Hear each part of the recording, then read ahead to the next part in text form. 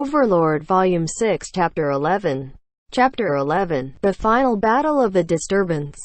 Lower Fire Month, 9th month, 5th day, 02:30.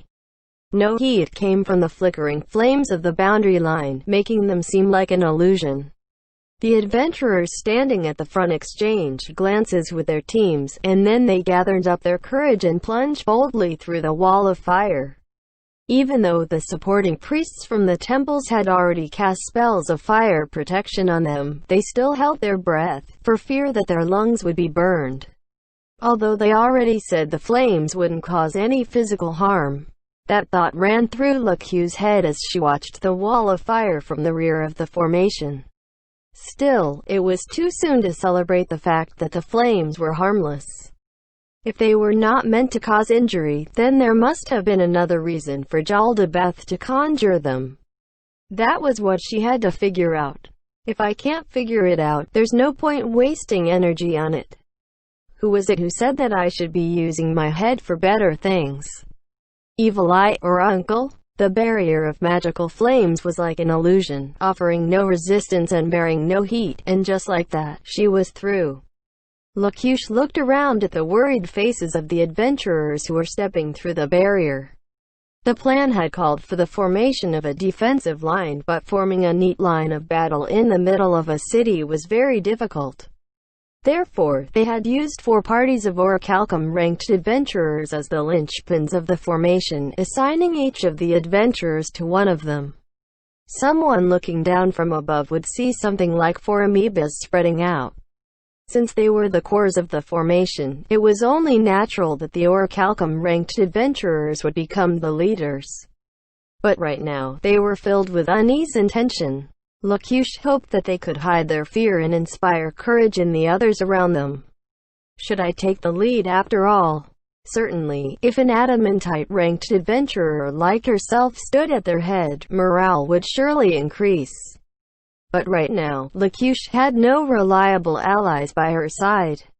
Even if she was adamantite-ranked, a lone blue rose was less effective than an orichalcum-ranked party. As such, she had handed command of the vanguard to them. Even if they trusted me, running in and making a fuss would only fill them with unease. But, I should just go to the front and see what happens. With that, Lucu stepped through the wall of fire. A silent world spread aad of them. The streets were the same as those of any other in the capital, if you overlooked the fact that there was no presence of human life and many of the residences had been destroyed. What happened to the residents? Are they hiding? There's no smell of blood. Impossible. Look, the doors have been broken down. I fear the people might have been taken somewhere. We need to be wary of demons lurking within the houses. Should we do a room-to-room search? That will take a lot of time. It'll be safer to contact Lucu-san and wait for further instructions, right? Then, let's hurry up and... There'll be no need for that. Straightening up by reflex at the sound of the voice, the speaking adventurers turned to look behind them.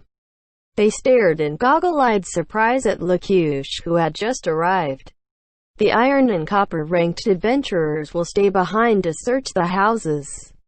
One mithril-ranked team will remain behind to supervise. The people behind will spread out into the formation and advance. Any objections? The shaking head said there were none. Then, let us advance. Lucu walked in line with the orichalcum-ranked adventurers. An uncomfortable silence settled around them. It was hard to believe that there had been life here until this evening. Speaking of which, Mon-san will be alright, won't he?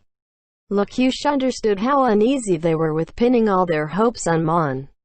He'll be fine. Evil Eye herself admitted that he was even stronger than her. The real problem is the one that fought him to a standstill, the enemy leader Jaldabaoth. How strong is he, anyway? The nearby adventurers heard this and their faces drooped in despair. Sorry, don't worry about it. We just need to do what we've been assigned to do, that's all. That's true. It makes me jealous as hell to admit it, but I guess each of us has been tasked to do what we're most suited for. In that case, everyone, forward. That's right, let's go. Standing at the head of the group, together with the orichalcum-ranked adventurers, Lakush stepped forward. One hand gripped the demonic sword Kilinarum. Its surface was like a stretch of night sky, speckled with sparkling stars. They had not walked for long before the sound of a distant explosion carried over softly from the distance. The lower-ranked adventurers trembled. The middle-ranked adventurers prepared for battle. The high-ranked adventurers scanned their surroundings. And the highest-ranked adventurers looked straight ahead. Amidst this sea of reactions, Lakush stared off into the distance with a piercing gaze. The party on that side has entered combat. Probably not Tina's group. If they've been moving in at the same rate as ourselves, we ought to be encountering enemy resistance soon. What about from above? We have scouts in place, and none of them have reported anything so far. That's good. Demons have a lot of flying monsters among their ranks. If they spread out in the capital, it would be pretty bad. So we need to draw their attention to the ground where we are now. Which means that the plan is essentially unchanged. That's right. What's that? Did you hear something? I hear it. Dogs barking. Hey, what's that? The arcane magic caster answered the question. I haven't confirmed it with my eyes yet, but I think it's a hellhound. Its special ability is Fiery Breath. I think it has a difficulty ranking of 15 or so. Difficulty? Yeah, speaking of which, what rank were Jaldabeth and the insect maid? Lakush was lost as to how she should answer. If she was honest, it would most likely shatter their resolve, but if they went into battle with a false impression of the enemy because she lied to them, it would be just as disastrous. She agonized about it for a while before deciding to tell the truth. 150. Everyone who heard Lakush's voice had the same reaction. The insect maid's difficulty ranking was at least 150. Jaldabeth himself is estimated at 200 or more. Huh? Everyone aside from Lakush was speechless. That much was expected. Even the highest-ranking orichalcum adventurers would only rate around 80 on the difficulty rankings. Although one could still triumph over a foe ranked roughly 15 points over oneself, trying to do the same with an enemy ranked almost twice as high as oneself was nothing short of laughable. And then, wait a minute. Are you saying Monsan is going to fight that difficulty 200 monster by himself? Exactly. That's why I said we'd just be getting in the way. But that's not the same. You said 200. Are you kidding me? Are all adamantite ranked adventurers that strong? If only. Even we're ranked around 90 at best. Then how the hell are we even supposed to win? The adventurers looked around, holding their breath. Lakush had not lied, but neither had she told them the whole truth. Although Lakush herself was rated at 90, Evil Eye was over 150, which was how she had come to the conclusion about the insect maid and Jaldabeth. And that was also why Evil Eye was not part of this defensive line. In order to quickly recover her expended mana, she had chosen to meditate and rest. After that, she had followed Mon to where Jaldabeth was, in order to provide support so Mon could battle Jaldabeth one-on-one. Their fear was that they would encounter the insect maid again. While Lakush was lost in thought, she felt the depressive mood around her prickling on her skin. Everyone's morale had plummeted, and there were murmurs about abandoning the whole thing and fleeing the capital. As she had predicted, everyone was feeling demoralized. Lakush knew because the first time she heard Evil Eye talk about their battle, she had felt the same way herself. You heard Evil Eye, right? Monsan is the kind of man who can fight evenly with Jaldabeth. Because of that, we're trusting everything to Monsan, and instead we're going to do what we can do. But if Jaldabeth is fighting Monsan, then what if the insect maid appears here? Leave that to us, Blue Rose. Evil Eye has a special item that allows her to teleport over to us. She's got a way of dealing with the insect maid, so she can overcome that difficulty gap and beat her. That brought a wave of cheers from the adventurers. It seemed that their fighting spirit was restored. Just in the nick of time. The roars of beasts came from the way ahead, along with the sound of footsteps. They're coming. We'll build our defensive line here. The people on the flying discs above will drop into the side roads. Leave the main road to me." The beasts were on the main road. Though they looked like large dogs, their eyes were filled with an infernal intelligence, and in place of drool, flames leaked from their maws. There were 15 of those hellhounds here. Standing before them was Lakush, who gripped the demonic sword Kilonarum with both hands. "You petty demons, don't you dare look down on me." With a prayer to the water god on her lips, Lakush cut a leaping hellhound in half with a single stroke. The floating swords surrounding her acted as shields, blocking the attacks of the hellhounds from her flanks. She kicked away another one that was snapping at her ankles. Lakush was handling 6 hellhounds by herself, and the rest went on to attack the other adventurers. The weaker ones took them on one at a time, while the stronger ones handled multiple hellhounds at once. In this way, they whittled down the numbers facing them. By the time Lakush had slain all 6 of hers, the others were done as well. "Tend to the wounded." "No problem, Lakush-san." Of course they hadn't gotten through untouched, but the injuries weren't severe. Considering they had to conserve their mana, it was quite an auspicious start. "People on the sides, repeat this command. Advance 50 meters and hold." The cry to advance echoed from both sides. Holding her sword, Lakush went forth as well. Lower fire month, 9th month, 5th day, 02:41. 3 men ran down the dark and narrow alleyways. Nobody else was there with them. These 3 men were Climb, Brain, and the former Orichalcum-ranked thief that had accompanied them during their attack against Zero's base. The adventurers working for Marquis Raven were all patrolling the capital's streets in order to hunt down any demons who broke through the containment line.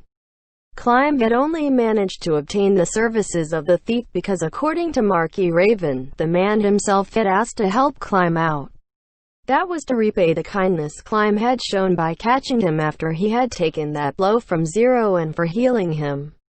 In addition, Raven wanted to repay the favor he owed to Renner. Thanks to the thief's choice of routes, they had not encountered a single demon so far. They might not even have made it here without him. Although they had some confidence in facing demons who relied purely on strength and speed, they would be done for if any demons who could use special abilities showed up. Given that this party was a largely mundane one that lived and died by their steel, they would have a hard time defending against attacks that were not purely physical in nature. Their acquaintance had only been a brief one. But because of this, the thief understood that Climb and Brain were sorely deficient in this department, which was why he had joined this pair of clearly suicidal men. Brain silently thanked him as he ran on, hunkering down to reduce the size of his silhouette. Gradually, the style of the surrounding buildings began to change. The amount of non-residential buildings began to increase. It seemed they were nearing their objective. "I have to ask, why are we headed for the warehouses?" Climb answered the thief, who was inspecting their surroundings. Renner-sama mentioned that if they were rounding people up and taking them prisoner, they would need a big space to control and imprison all of them. With that in mind, it would be easier to separate families and lock them up in several big warehouses instead.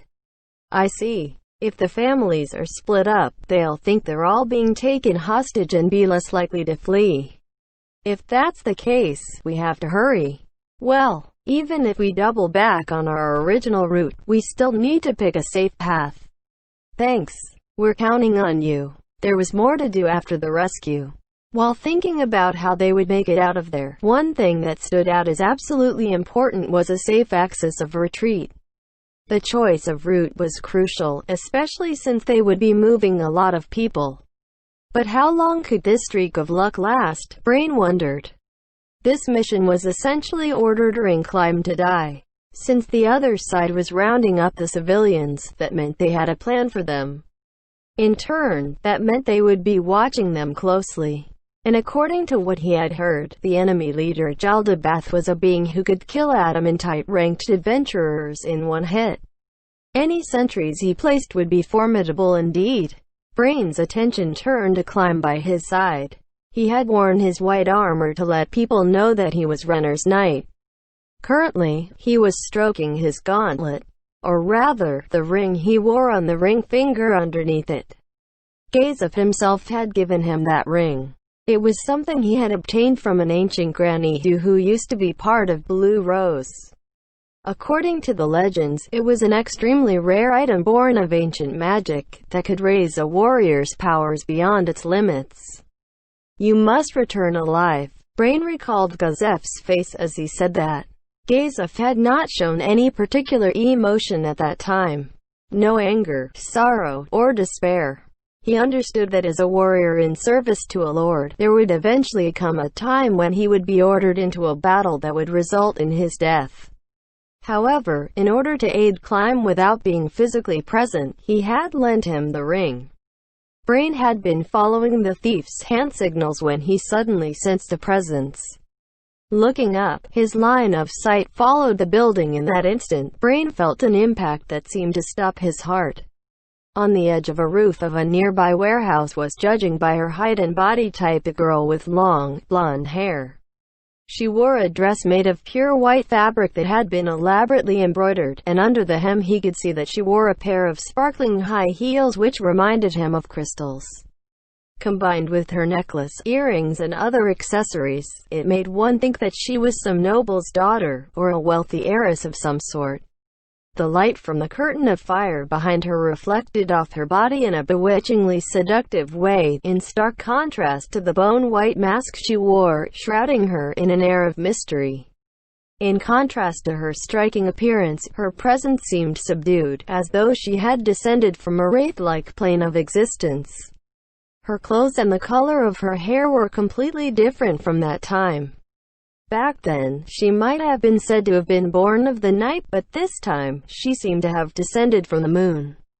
But even so, there was no doubt that they were the same person. The image Brain had seared into his soul from before layered itself over the person he was looking at now. He was sure of it. Under the mask of the young girl above him was the face of that monster Sheltier Bloodfallen. It would seem that she had not noticed them yet. But if it was truly the same monster standing before him, then no matter how far apart they were, they would be instantly killed if she discovered them. Was there a way they could flee without being detected? There was none. When Brain realized this, he felt as if he was putting a foot on cracked ice. He was suddenly aware of the oily, disgusting sweat oozing out of his pores. Brain signaled to Climb in the thief, indicating he had something to say. Sensing that he had spotted something, the two of them halted and held their breaths. "What now? What can I do to get out of this? If we fight her, we'll be killed for sure. Even if we tried to run, we'd be chased down and killed anyway. Back then I used an escape tunnel, but there aren't any here now." "But why is she here? Is she looking for me?" Brain smiled bitterly at that last thought. If that was the case, then there was only one solution to this problem. "Climb-kun, I'll go buy us some time. Use it to flee." After that, Brain looked to the thief, and bowed his head. "I'll leave him to you." He did not waste time waiting for a response. Brain immediately leapt up the building where Sheltier was, hoisting himself up in a single motion. Although he did not have the climbing skills of a thief, the building was only 2 stories high, and a warrior's arm strength could easily scale it. On the roof, Sheltier remained where he had first seen her. Brain's heart pounded mightily. He was scared, terrified beyond the capacity for rational thought. The memories of his desperate flight from her reappeared in his mind. In spite of that, he was still able to muster up the courage to face her head-on. "Is something the matter?" The ice-cold woman's voice called out to Brain, only slightly muffled by the mask she wore. "Doesn't she recognize me? What's this, some kind of game?" The best course of action now should be to pretend he didn't know her and observe her responses. With that in mind, Brain raised his voice and answered her. "I'm here because I saw a strange woman on a rooftop." "What are you doing in the royal capital? And why, pray tell, must I answer you? Perhaps you could tell me what a human is doing in this area. Are you the only one who has gotten this far in?" His heartbeat sped up and increased in intensity. Although he didn't know where Klein was, he knew he could not let his eyes leave hers. In order to confuse her, he raised his voice and continued speaking. Are you looking for someone else? Not me? And why would I seek you out in particular? This is the second time we've crossed paths. From the start, I've been unable to forget your beautiful face. Shiltir reached out her hand and lightly stroked her mask. Do you have the wrong person, perhaps? Brain was momentarily at a loss for words. He wanted to ask if he had gotten the right person, but he immediately abandoned that idea. It was her. There could be no other. Even through the mask, there was absolutely certain of her identity. Only one person in all the world sounded like that, and to Brain, that person was Shiltir. So she's saying, I can't be bothered to remember a puny ant. If she was not taunting him, if Shiltir truly did not remember, then that must mean she did not have even the slightest bit of interest in him. For an overwhelmingly powerful being like Shiltir, that was not arrogance or overestimating one's abilities. No. My apologies. Maybe. Perhaps. Yes, this is the first time we've met. Is it, really? Well, even if you understand that now, it makes no difference. Perhaps it would be safer to just kill you off. Do you wish to live? To die? If you genuflect before me and lick my shoes, it might please me enough to change my mind. Sorry, but I think I'll pass on that. Brain settled down into a sword-drawing stance as he slowed his breathing. The technique he was using was, of course, field. Needless to say, though, Brain knew it was useless against the Shiltir. Ha! The dumbfounded Shiltir gently shook her head. You don't understand the difference in strength between us, do you? How annoying. Actually, I do understand, Brain thought as he looked at her. Shiltir scared them so badly he wanted to throw up. That much he understood. But knowing this, why had he not fled yet? The corner of his mouth turned up as he thought about this question. If his heart was a lake, then it was perfectly still and calm. Even in the face of a being that made him want to flee at all costs, he still managed to retain his composure. This serenity was quite unnerving. Shiltir stalked forward again. It was like a repeat of the last time, and surely the outcome would be Brain's utter defeat. The sum total of his life's work, his effort, and dedication and dreams, would be shattered with the contemptuous ease of a child breaking a toy.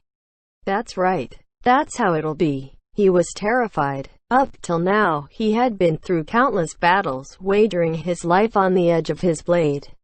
Suddenly admitting his fear of death now would be very embarrassing. It felt like he was throwing himself off a cliff. Even if he could muster up the determination to die in battle, he could not prepare himself to commit suicide. However, strangely enough, the feeling of abject terror that he had carried with him, from the bandit hideout all the way to the royal capital, was mysteriously absent. Suddenly, the back of a certain young man appeared in his mind. He was a youth who was far, far weaker than himself, who had, even in the midst of a roaring torrent of murderous intent, stood firm, despite his body trembling like jelly. And then, Brain laughed. The old man had said that sometimes humans could display unexpected power, but Brain knew that it was impossible for him. He was not like that youth, who would give everything he had for the princess he served, and he was not like Gazef, who could offer his body and life for king and country. Those two could do it, but not him. Brain was a selfish man who could only think of doing as he desired. Even if that's the case. Maybe this is how I square things with him, by buying him time to flee. Taking one step at a time, Shiltir raised her left pinky finger, approaching at an unnaturally slow pace. Was it because his heightened perceptions made it seem as though time had slowed down for everyone but him, or was it because Shiltir really was moving that slowly, to prolong his fear? It felt like both were the case, and he smiled ruefully. Well, that's just how she is. Even though they had only met for a total of a few minutes, Brain felt like he understood her better than any other woman he had ever met. 2 more steps, 2 steps until my sword is doomed. He wanted to run, but more than that, he did not want to let go of the weapon in his hands. He had lived his whole life with a sword in hand. Perhaps it was fitting that his life should end while holding one as well. Brain had found his answer. With that in his mind, he followed Sheltier's silhouette with his eyes. I lived my whole life to swing this sword. In that moment, Brain's mind cleared. The enemy was a distant existence. He had no energy to spare on useless thoughts. Brain used God Flash. It was a martial art that no human opponent could detect, let alone defend against. Even so, he could not touch the monster before him, not even if he combined his field and God Flash. At that level, his opponent could still stop it between her fingers. Therefore, Brain added one more technique to the mix. The face of Gaze of Stronov rose before his eyes. He had thought that the next time they met, they would have a showdown once and for all. However, after meeting him in the royal capital, Brain had changed his mind. Brain now felt nothing but camaraderie for his greatest foe, once an obstacle he had to overcome, now his best rival. He had accepted that he would die, here and now. Perhaps it's too late, but thank you, my greatest enemy, dearest friend. With that, his heart lightened. Without confusion, he allowed himself to let go. Even the shame of the past had vanished. AAA. Brain cried out like some sort of strange bird. It came from the depths of his soul, carrying the full power of his being. He executed an incredibly high-speed God Flash, aiming it based on the information gained from the use of his field. But he did not stop there. From the instant flash, he continued into another move. That move was 4 simultaneous sword strikes. That was Gaze of Stronov's technique, the very same one that had defeated Brain Unglaeus at the martial arts tournament, where they had first fought. It was a move that Brain had admired, even as he told himself he was only learning and imitating it in order to fully understand his opponent. It was a technique that he had sealed away with his hatred and resentment. But now, in this moment, freed of all self-doubt and restraint, Brain used it without hesitation. Fourfold slash of light. In truth, the fourfold slash of light had a massive weakness. Executing 4 simultaneous attacks would place a massive burden on the body, and it would cause the attacks to scatter in different directions. Because this technique's accuracy was low, even its creator Gazef only used it when surrounded by multiple opponents. Although the fourfold slash of light did not make as many attacks as the sixfold slash of light, it was easier to direct all the attacks toward the same opponent. Even so, getting them all to connect was still quite unlikely. This wild attack should not have been able to strike Sheltier Bloodfallen. Brain was very clear on that. But Brain possessed a martial art that Gazef did not. It was a support technique that provided an accuracy boost within its radius field. The 4 wild swings were corrected mid-flight by the superhuman precision of field, following the path Brain had visualized for them. All 4 blows struck home with complete accuracy at super speed. Even a hero one who had surpassed all other humans would have had trouble blocking that attack. Mortals, wrought of weak flesh and bones, would not be able to even muster up the stamina to defend against it. This was an inhuman blow. But Sheltier Bloodfallen was well above humanity herself, standing in a league of her own that nobody could ever hope to exceed. To someone like her, those 4 simultaneous strikes were little more than a snail taking a stroll in the sun. HMPH. Sheltier snorted at him as her left hand moved faster than the eye could see.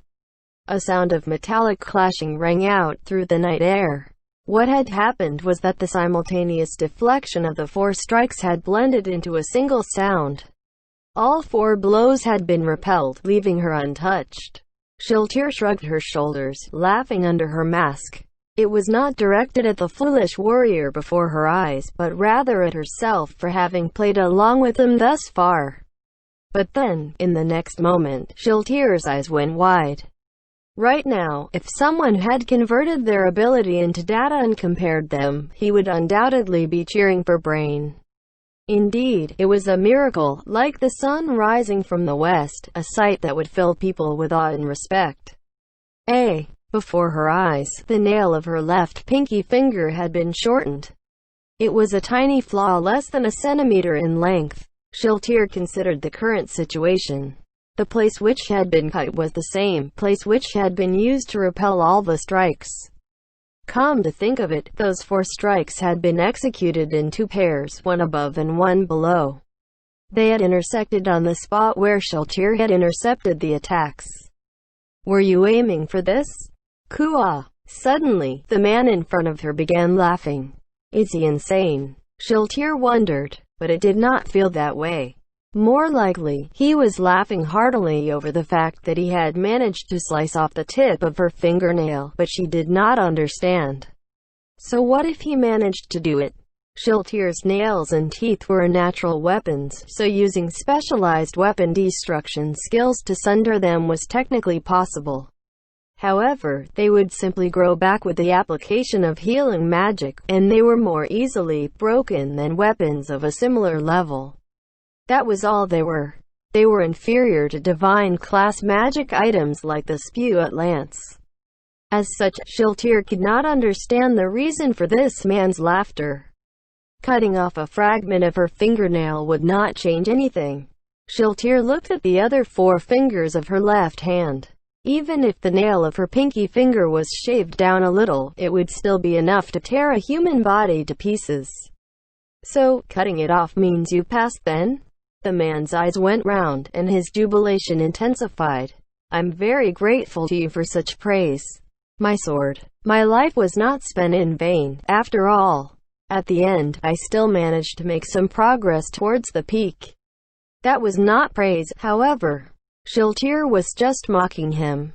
However, she could tell that his feelings were honest. In other words, the man was truly rejoicing about being able to clip a fingernail. Did he have a few screws loose? Come to think of it, he had spouted a pack of rubbish when they had first met. All in all, it made her feel uneasy, so she had better kill him quickly. With that in mind, Shiltir stepped forward and Demiurge's call to battle came through. Shiltir knew what that meant. Despite herself, she looked over to the distance, but she could not sense a presence. Is that the effect of the Master's ring? One of the rings that Ains wore would completely conceal him from all kinds of divination-type magic. It was normally issued to all the guardians, but it could also erase the presence of the ruler of the Great Tomb of Nazareth. With a sense of regret for not being able to sense her master, Shiltir turned her head back, and found that the human with a screw loose in his head had vanished. Ah, I completely forgot about that strange fellow. After a quick look around, Shiltir discovered that the man had turned his back to her and was busy jumping down into an alley. He must have made his move while she was distracted. There's no way a mere mortal could escape unscathed from me. If she used magic to slow down the flow of time, she could catch up to him before he even hit the ground. Without hesitation, Shiltir cast her spell. Time Accelerator. The world felt thick and viscous around Shiltir as she moved through it at incredible speeds, heading towards the place the man would land. As she descended, she observed his posture as he leapt down with glacial slowness. Although she could not harm him directly while the spell was in effect, she could still set up an ambush and make other preparations. Just as well. I'll open my arms to receive him as he falls. Surely a human like him will be overjoyed to be embraced by a full-figured beauty like myself. The corner of Shiltir's mouth quirked up as she thought of the expression that she would see on his face. As she landed on the ground, just before the spell ended, she sensed another presence close by. What's this? It was a young man in a suit of pure white plate armor with a roguish-looking companion. Brain landed in the alley and looked back up, but Shiltir was no longer there. She didn't pursue me? No, that's not right. What if she wants me to lead her to the others, like last time? He had not planned to flee at first. His thoughts had been that it would be easier to buy time for Climb and the rest by escaping to lower ground. Brain's every action had been to let Climb escape. It was because of that that he had put on this entire show of running away. But as he ran, he discovered something that should not have been there. That something was Climb and the thief, who were waving to him. How could this? Brain's mind filled with emotion, intense anger and frustration. His face distorted by wrath, he charged towards the two of them, grabbed them by the collar and kept running. This was obviously slower than just running by himself, but Brain was not calm enough to have considered that. After they had run for some distance, and after checking repeatedly behind him to make sure that ch6 had not caught up with them, he slammed Climb against a nearby wall. Because Brain had not thought to control his strength, Climb practically bounced off it. Why didn't you run? Although his emotions were on the verge of overflowing, Brain still had enough presence of mind to keep himself from shouting out loud. That was... Brain grabbed hold of Climb again. That was what? Were you worried about me? I clearly told you to escape. Wait, I don't know what happened, but back then, you just said some stuff and ran off. The fault isn't Climb Kun's alone. After hearing the thief's words, Brain began to calm down. It was true that he hadn't explained anything at all. He forced himself to take deep breaths. Forgive me, Climb Kun. I seem to have gone a little mad. No, you must forgive me too, for not heeding your words. No, I was the one at fault, and I am truly sorry. Things just happened. Hey, Unglaeus-san, what happened? We may not have known each other very long, but just now, you seemed like a completely different person, like a novice who just picked up the sword. Stopping here is very dangerous. I'll tell you once we move. Let's just say I met a monster who could give Seba-san a run for his money. The three of them moved unwarily. It might have been sheer luck that they had not met Jaldabath's underlings while they were fleeing, but counting on that luck to continue would only end badly. Then, you're unhurt, so it must have been a complete victory, right? Or, no, you settled it with words? Not so. It was with the sword. I cut her fingernail off. Brain was filled with glee as he said it. There was no mistake about it. Brain Unglaeus, had clipped the nail of the monster ch6, blood fallen. I cut her fingernail off. Brain repeated. He was trying his best to control the overflowing joy that welled up from the depths of his heart, but even so, he was practically trembling with emotion. I see. Cutting a fingernail off. I guess doing it with a sword is pretty impressive. The thief shook his head and trembled slightly. That nail belonged to someone who could rival Seba-sama. Don't you think she must have been very strong? Is that so? As expected of Brain Unglaeus. Brain struggled to contain his girlish excitement as he was showered in praise. He shook his head to clear these foolish ideas from it. Climb Kun. No, Climb. After seeing Seba-sama you should know, right? There are people stronger than me everywhere. Even someone like Mon the Black has probably reached Seba-sama's level too. So keep this in mind, when I tell you to run, run. Even if you try and help, you'll just get in the way. Please promise me, next time, don't question what I say and just do it. I understand. Then that's good. You're serving the princess, right? Because of that, you could endure Seba-sama's killing intent, right? Then make sure you keep your priorities straight. Brain patted Climb on the shoulder, and looked back at the direction from which they had fled.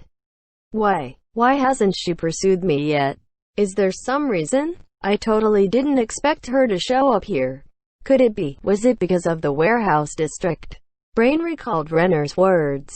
Could it be that she was looking for the same item as Jaldabath? If that's the case, wouldn't that make her one of Jaldabath's agents? Since a monster like ch6 had shown up, the only sensible thing to do would be to abandon the mission and flee right away. But would Climb be able to do that? Since he had already heard Brain's lecture, he would probably listen to Brain and escape. Would that really be a good thing? It was obviously good to be concerned for Climb's safety. But people sometimes chose to put their lives in danger for the sake of something else, and being ordered by Renner on this suicide mission was such an occasion. Brain did not know what kind of life Climb had lived before he earned his name, or how he had served the Golden Princess afterward. Even so, Brain did not think it would be wise to unnecessarily interfere with Climb's determination to carry out Runner's orders. Brain pulled the thief over, and spoke to him after making sure Climb couldn't see or hear them talk. "Hey, do you think it was a good idea to bring Climb here? Wouldn't it be better to make sure he went home safe rather than completing the mission? You're a big old softy, aren't you? Enough with that nonsense. And considering you're the one who volunteered to be the emergency stand-in for this suicide mission, I think you're the bigger softy." The thief laughed nervously, and then looked at the confused youth who was facing them. "How shall I put it? Seeing a kid like him fight so hard made me remember the days when I was still young, even if it was just for a while. I think I understand how you feel about this too." Even so, the thief's eyes shone with a sharp and brilliant conviction. It was the path he chose. We have no right to force him off it. Brain sighed. "I'm interested in that brat too. I'm pretty certain how he feels about the princess, judging by the look in his eye and the way he reacts when put in danger. Hell of a kid, isn't he? He's got a thoughtless and crazy wish in his heart. Because of that, he's like a thief who's set his eyes on the kingdom's most valuable treasure." "That's right. He might still die, but at least he'll have chosen it." With that, Brain made up his mind. "Then, we'd best get a move on. Don't know when Shaltir might catch up with us."